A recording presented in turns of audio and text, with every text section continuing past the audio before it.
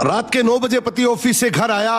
पत्नी ने आते ही उससे लड़ना शुरू कर दिया क्योंकि वो उसे पसंद नहीं करती थी। पति बोला मुझे खाना तो दे दो, बहुत भूख लगी है। पत्नी बोली खुद जाकर खा लो, मुझे तो नींद आ रही है। पति चुपचाप सुनता रहा और पत्नी पूरी रात उससे झगड़ती रही। जब सुबह हुई तो पति बोला मुझे नाश्ता तो दे दो। पत्नी गुस्से में बोली मैं तुझसे तंग आ गई हूँ, भगवान करे तुम मर जाए। पति कुछ नहीं बोला और चुपचाप ऑफिस चला गया। दोपहर में पत्नी अपने बच्चों को स्कूल से लेकर घर वापस आ ही रही थी कि उसने देखा उसके घर के सामने भीड़ लगी हुई है।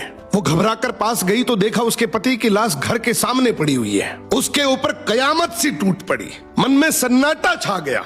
लोग आपस में बात कर रहे थे कि कार से उसका एक्सीडेंट हुआ है। पत्नी जोर जोर से चीखने लगी और चिल्लाने लगी कि संजय उठ जाओ, अब मैं तुमसे कभी नहीं लड़ूंगी, तुम्हें कभी कुछ नहीं कहूंगी, मुझे कुछ नहीं चाहिए। उठो संजू, तुम्हें भूख लगी थी ना, चलो मैं खाना देती हूँ, मुझे छोड़कर मत जाओ, उठ जाओ।